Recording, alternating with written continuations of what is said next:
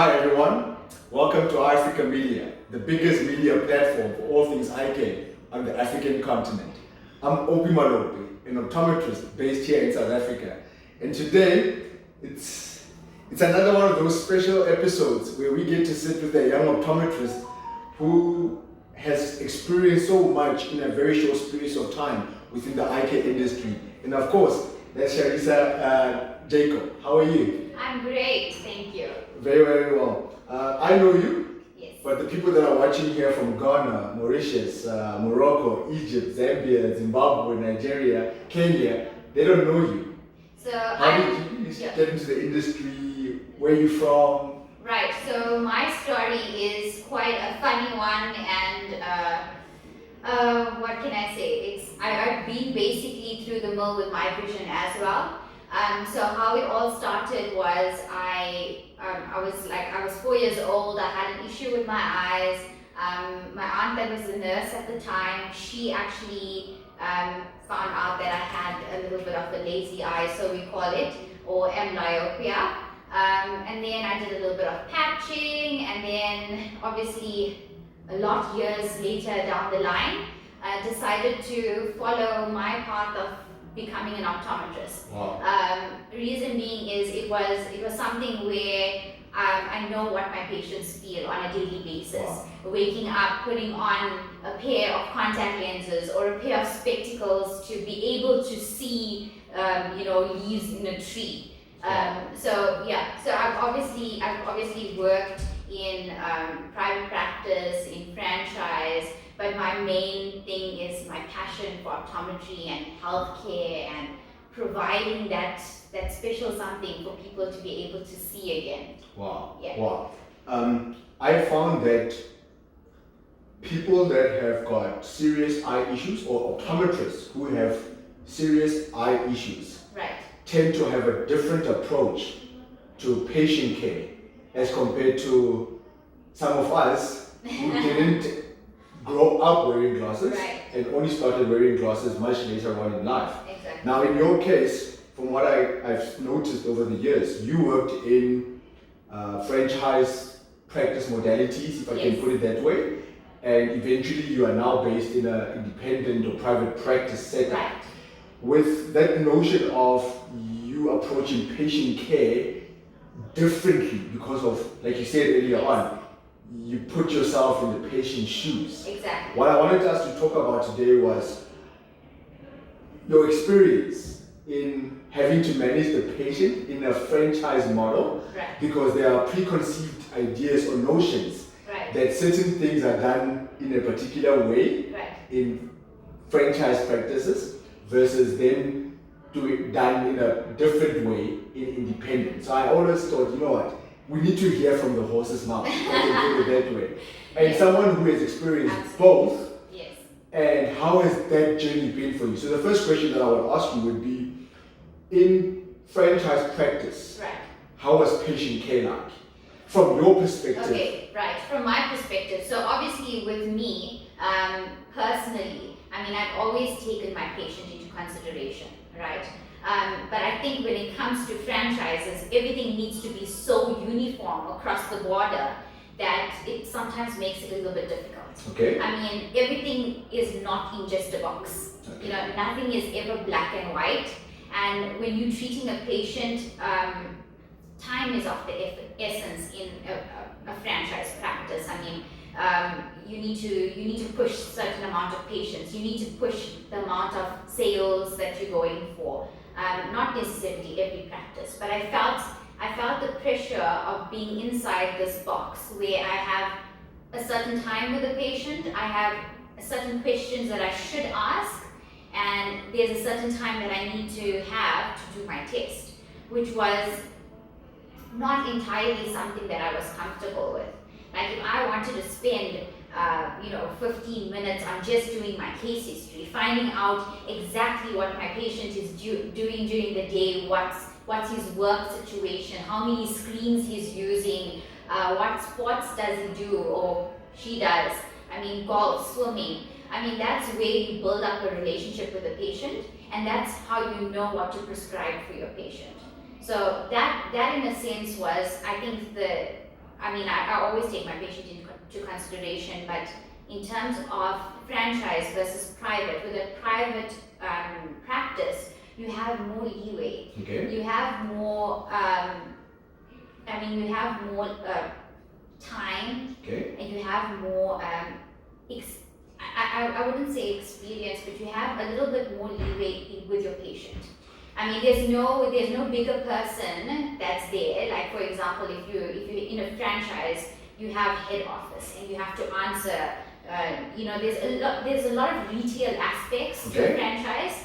So it's more, I felt, as pushing numbers more than actual patient care. Okay. And then I might be putting myself here in. I get where you're coming from, because I've got colleagues and friends who are in franchise practice setup. Yes. But they are owners, and I've realized that when they are the actual owners, right, that which happens in independent practice, yes, they get to actually do, because at the end of the day, the patient must be coming first. Right.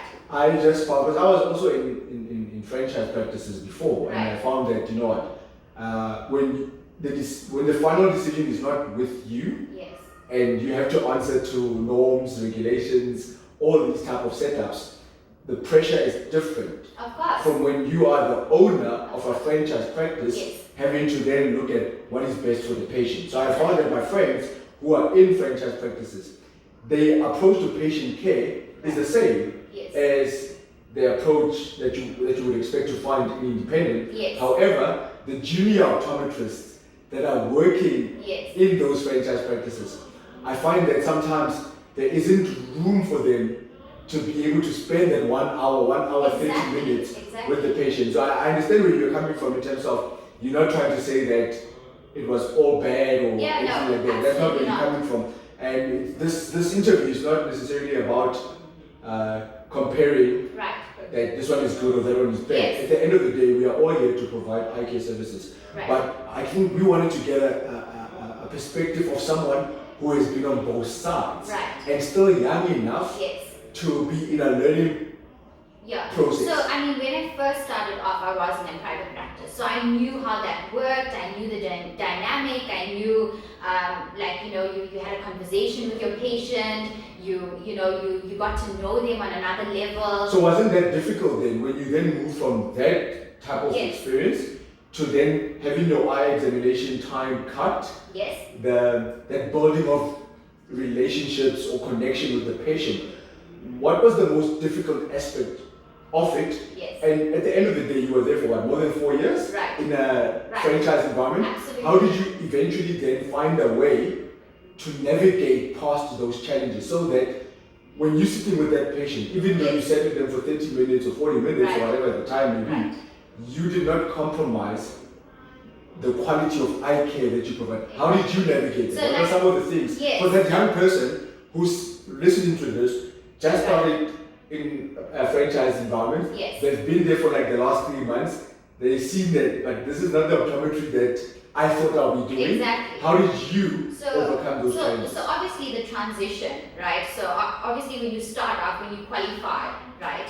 For all the youngsters out there, you're so used to do your 21-point test. There's a whole hour that you need to do your test for, and then when you go into the actual industry, you're like, you're given a time limit. You say, like, there's 30 minutes, you need to do your eye test, and you booked every 30 minutes, and you're like, damn, how am I going to put this 1.5 hour test into half an hour or 15 minutes?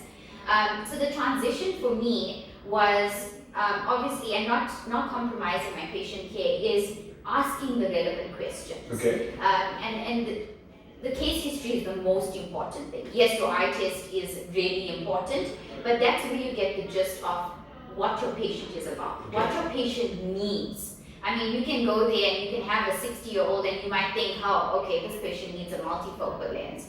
But only to find out at the end, he doesn't even use the computer. All he wants to see is at a distance and read.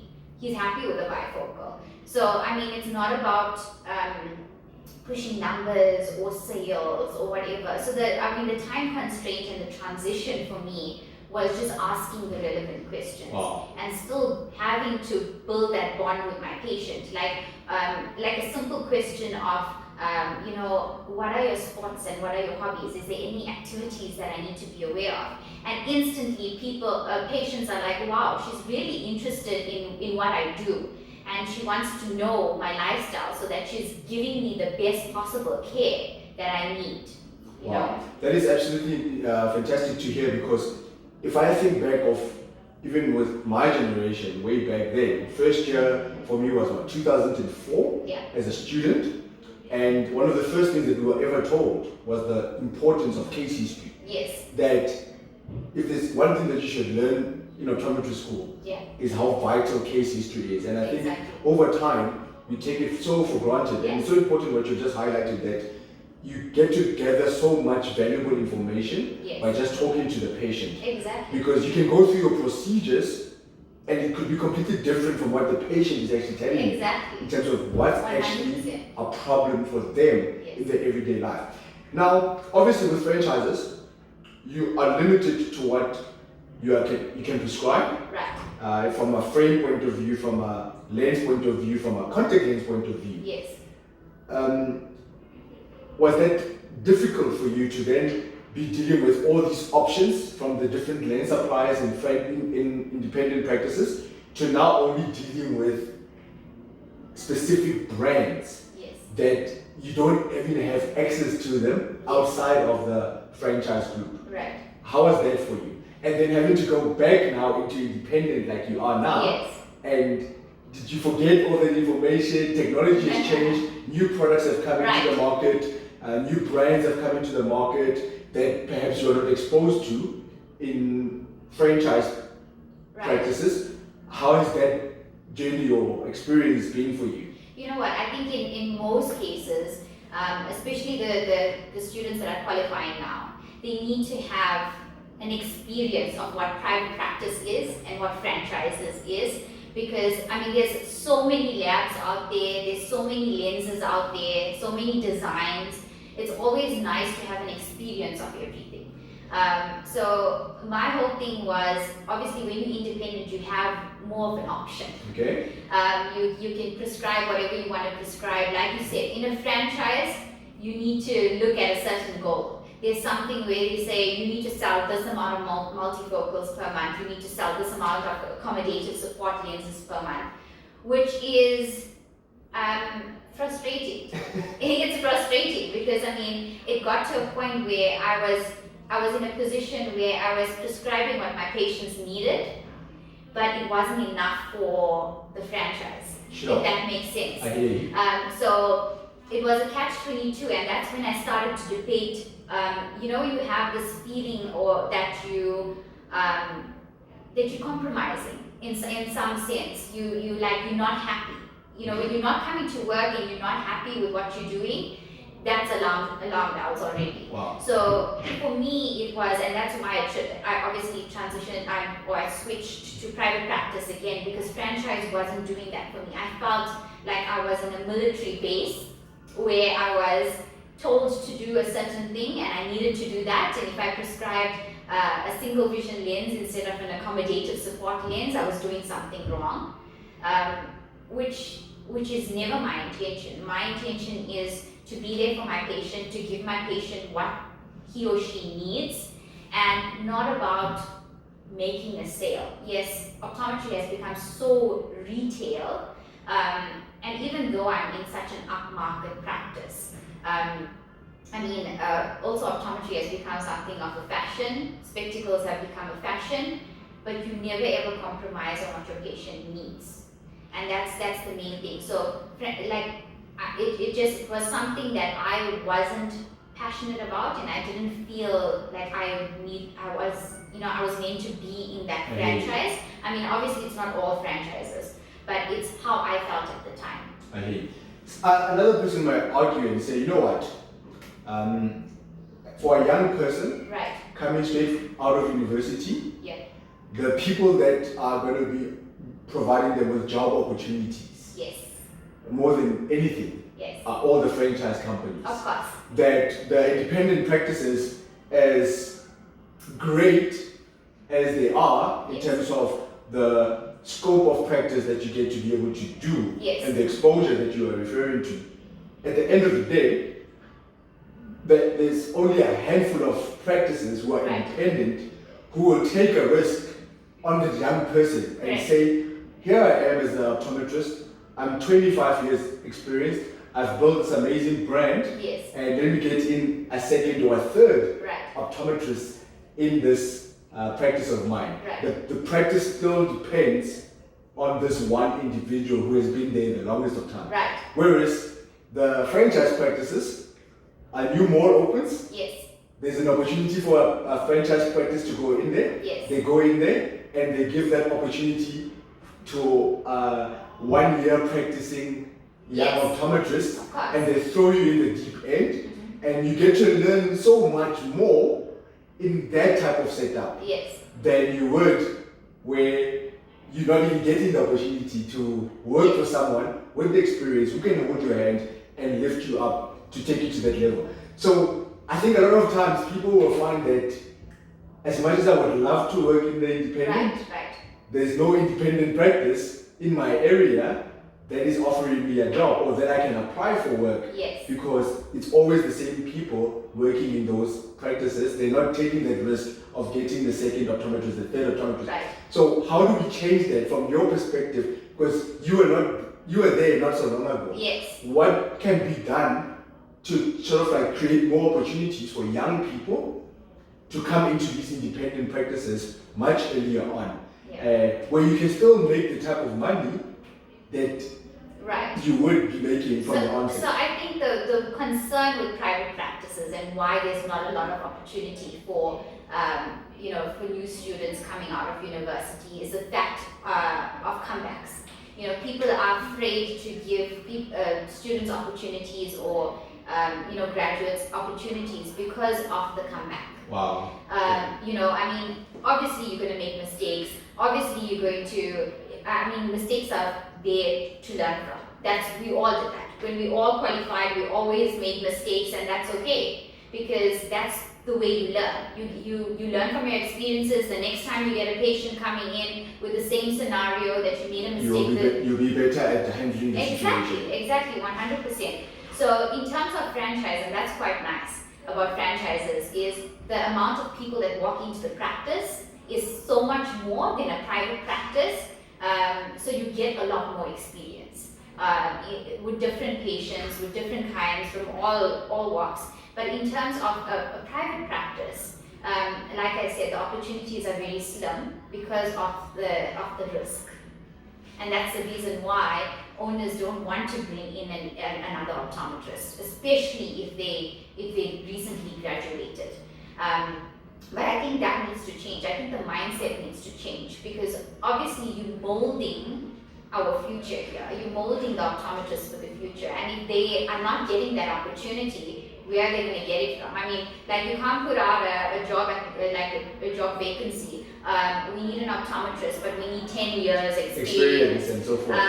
When I was looking for jobs, when I graduated, I'm like, 10 years experience, where do I get that from? Again, if no one gives me the opportunity to get that, I'm not going to be able to get that. Whereas in the franchise practices, you've got 10 of them who are willing to take you. It's your choice now in terms of where do you want to go. Yeah, it's just come in when, no, I don't know anything. So how do we bridge the gap? Because it seems like no one has the answer. How do we bridge the gap? Because at the end of the day, it's no point looking at the independent practice owners thinking that the quality of eye care that we are providing to patients drops when it comes to franchises, but they're not creating the space for every independent practice. Let's get in a junior optometrist coming in on board. And at the same time, how do we change the mindset of franchise practices from pushing quantity over quality, and sort of carry both, how do we create space for there to be both of them running its course, if I can put it that way? I just think in terms of franchises, there's nothing bad about it. There's obviously pros and cons to any practice. Even independent, 100%. Even independent practices. I just feel like with franchises, they have a little bit of leeway in terms of, I mean, the name is well spoken of everywhere. I mean, people walking in, they're like, oh, there's a toga here, there's a Specsavers here, Vision Works there, there's Millions there. Exactly. I mean, they already know the brand, they've already been to a place like that, and they instantly know what type of service they're going to be getting. Whereas a private practice is something that is when you get a service from them, it's just independent and you know that you cannot get that service anywhere else. So that makes it a little bit difficult for a patient to walk into that practice as opposed to walking into a franchise practice. And I think with independent practices, what happens is the patient base is small and they're so afraid to get new graduates in because they don't want to lose that client base that they actually worked for all of these years. Whereas with a franchise, I mean, if I see a toga in KZN or in another, like in another province, I'm gonna know, I know exactly what type of quality I'm getting, I know what type of service I'm getting. It's something that's familiar. So I think in private practices, I think for them to bridge the gap is something that's quite difficult because it's the mindset. You only have that one opportunity to win the patient over. Yeah. You don't have anything else but that opportunity. Right. Now let me ask you a different question then. You didn't have to think about marketing. You didn't have to be thinking about building a brand. You didn't have to be thinking about your leadership as an optometrist within the franchise sector, because like you said, a lot of stuff happens from head office, or the one franchise owner has 4 or 5 optometry practices, but everything is streamlined because what happens in Cape Town needs to happen in Joburg and everywhere. Now that you navigate back on this side of the business, where you now are in an independent practice, you look 21. You look 21. You are in a very upmarket, urban, very high-end environment right now. Yes. Patients might be walking in here and be thinking that you're the optometrist's daughter. Yes. I'm sure you get that a lot. A lot. And then when you come out and you're like, no, I'm the optometrist. Right. How have you found yourself having to now brand yourself as I'm the best optometrist that's going to be testing your eyes? How do you navigate all those other things that you have perhaps let go of because they were not necessary at the time? Right. But now all of a sudden, your name now has to carry weight now. Correct. What you do now, they're not going to be saying this practice is providing us with this service. Correct. They're going to be saying Sharissa, the optometrist at that practice, did such an amazing job. So your name now, the optometrist, carries more weight now than the brand. Yes. That how are you finding that balance now? Having to now rebrand, rebuild, retrain yourself. How is that experience for you? So I'm actually 30, but thank you. I'll take the 21. So you're old. So you're old. You don't look 20. Wow. Okay, so basically, I get that a lot, all the time. It's something that I've learned to deal with. So I get people coming in and they have a whole conversation with me, and then they're like, "Oh, is the optometrist in?" And I'm like, "I'm the optometrist," and they're like, "Oh, okay." So I mean, you get two different spectrums of people. Like, I mean, you get people that walk in and they don't mind. I mean, they look at you and they're like, you know what? Okay, you're the optometrist. Let's do this. But some people are like, are you an optometrist? Like, are you experienced enough? You know, you get that hesitation. Like, okay, maybe I'll book an appointment. Can I take your business card? And then you get people that are very hesitant at the beginning, and when once you've done the test, they're like, wow, I didn't expect that of you, which is kind of a bad impression. You should never have that of someone because they are qualified, they are experienced. I always say that you need to give that person a shot. And the people that are graduating, more cases than not, they know more than what. Some of us who have been. They know everything that's current, right? And obviously obviously there's people that graduated years ago that obviously are keeping up to date, which we should be doing. But I mean, you should always give graduates a chance to be there. So that, I mean, I get that all the time. I mean, you know, there's always a, like, you know, a stigma against your gender or your age or how old you look and how much experience you have. So you've learned to deal with it. Because I could imagine in this particular practice with where it's located, yeah, and based on how you look, right, you are obviously not doing a lot of generic type of frames here. You're Yes. doing very high-end yes, frames. So people are spending a lot of money yes, on that one pair of Exactly. multifocals Exactly. with sunglasses and contact lenses. That's the type of patient that you are seeing here. yes, So I could imagine they would overreact right, even with the smallest of things Exactly. that will, whether something has gone wrong or not. yes, But I've experienced it because I've worked in this area before, Right. and I've seen how people or patients will want to sort of like stamp their authority Yes. to say, but no, you cannot be doing this. Yes. And when you tell them that, no, sir, this is your fault. Exactly. How do you find that So- intimidating? How do you navigate that? So, absolutely not. Reason being is you need to be confident in what you are doing. I like that. Okay, and if you are confident and you know exactly what you're doing, then you know how to approach your patients. I like that. So if there's a guy that comes in with a frame that's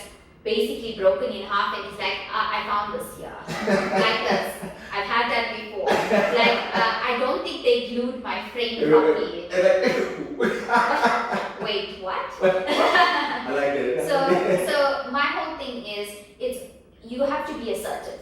And a lot of people, because obviously the way that I look, and I might look a little bit young, or I might look, you know, you might think that you can intimidate me. That's not the way. That's not. I like that. I mean, you need to be confident. You need to take a stance. You need to be, you know, affirmative when you're saying something to a patient. Like, no, sir. Unfortunately, this was a pressure on the frame. Did you sleep on them? Did you know, what happened to them? Maybe then I can help you much better. So you have to be affirmative in what you're saying, and then people, they're like, oh, okay, she knows what she's talking I like about that. here. I can't mess around with her. I like that. So it's taken a lot of experience for me to get used to. I mean, I used to get that even in a franchise. I mean, we have like sometimes 4 or 5 optometrists in one practice, and then you're on the phone and you're like, oh, which doctor can I see? And they're like, A, B, and C is here. Okay, let's take this one. And then when I arrive, I'm like, oh, sir, are you ready to come through? And then you get that look that, are you the optometrist? This is not what I That's signed up for. yeah. So, I mean, you just need to be affirmative, and it's okay to ask the patient, are you comfortable with me testing you? Would you like to have someone else?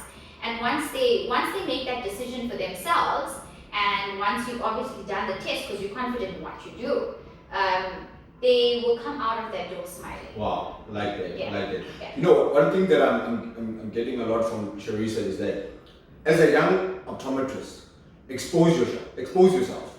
Don't wait until you 5 years down the line in the industry Right. to be wanting to make those necessary decisions to say, what's happening there. Even when you're in varsity, go out there, go and spend time in the various practices, expose yourself to the different practice modalities, different business models, different practice types, so that the time you make a decision to say, this is the type of optometrist that I want to be known for, this is the type of optometry work that I want to be able to do, what type of practices will cater to the type of optometrist that I want to be at. Then the decision becomes much easier. Absolutely. Whether it becomes franchise practices, independent, or even government. Yeah. You just need to make a decision for yourself in terms of what type of optometrist you aspiring to become and what type of optometry work you envision yourself doing for a very long time. Then don't compromise when it comes to making sure that you are in that environment, Right. because then the journey becomes much easier. Yeah, so like in my sense, I've been in a hospital setting, I've been in a franchise, I've been in a private practice, I've been in a practice when I was a student. So then you kind of figure out where you fit in. in the optometry industry. I like that. Where you'd like to be, what pleases you, what inspires you. It's about getting experience. It's not about getting experience for a long time in one place. That's you being stagnant. And if you feel like, okay, I'm here for 6 months, this is not feeling good, explore.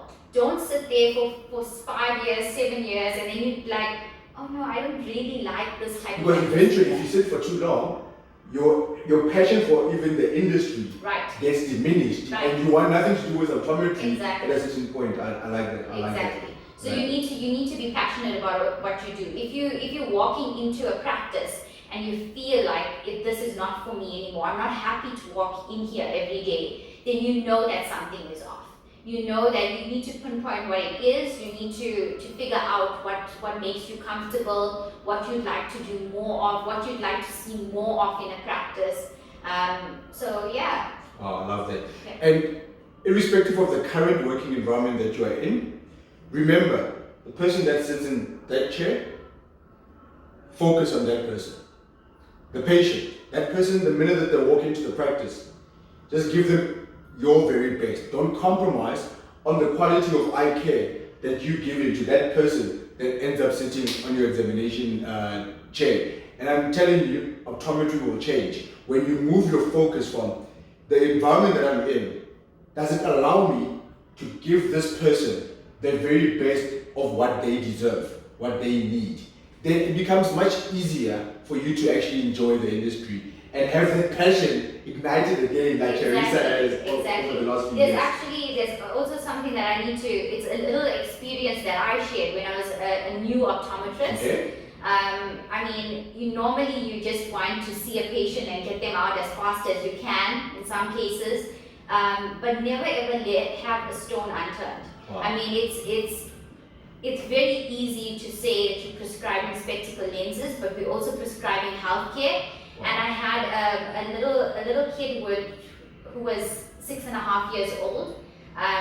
His mom and him passed the practice, and then she turned around and she came back in and she's like, well, my son has a red eye, it's a little bit sore, I think he has an infection. Well, anyone would think he just has an infection. And something told me, let's just take him in, let's just have a quick look if you don't mind. And she was like, fine. I had a look, and it was retinoblastoma. Wow. It was something that really wow. woke me up. Wow. Because sometimes we're so blindsided about what we're doing and testing patients and giving them spectacles that you might miss something that's important. So just make sure that you are very, very vigilant. We are in healthcare for a reason. But obviously, I mean, it was a serious case where we had to get that removed immediately. That little boy went into surgery that afternoon.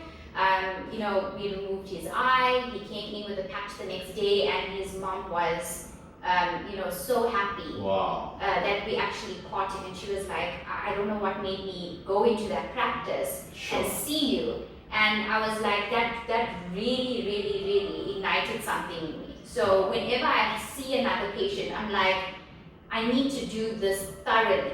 Because you never know. You never know. You have to care. It's not about the numbers. One thing that I'm getting from you is that don't see the 20 patients. Right. Look at it as the 5 lives that I'm going to be changing today. Exactly. And if it's 20 people the next day, the 20 lives that I'll be changing. Exactly. Wow. This is very, very an eye-opener for us as iAfrica Media. Where can people connect with you? So I am on Facebook, so it's Malenza Optometrist, and I'm in Sandton City. And obviously, like you said, my name is Sharissa Jacob. And then, you can connect with me on Instagram as well. Wow. This was another great episode. It's always so refreshing learning from other, she doesn't want me to say she's young, but you can see it for yourself. It's always amazing learning from other young professionals who are doing amazing work. At the end of the day, guys, let's lift each other up. Let's elevate each other up, and let's take each other to a whole nother level so that the patients that we see get the very best eye care services that they really deserve. And make sure to connect with iAfrica Media. We are on YouTube. If you're not subscribed to the YouTube channel yet, you're missing out on a whole lot of great content just for you. We've got amazing leaders from all over the continent who are sharing fantastic work in terms of what's happening in eye care in their countries. And so make sure to subscribe to the YouTube channel as well, connect with us on Instagram, and of course, connect with us on LinkedIn, and check out our website, www.africamedia.com. And we can't wait to get into your practice, to get into your country, and just show the rest of the continent how amazing eye care is on the African continent. Stay blessed. See you soon.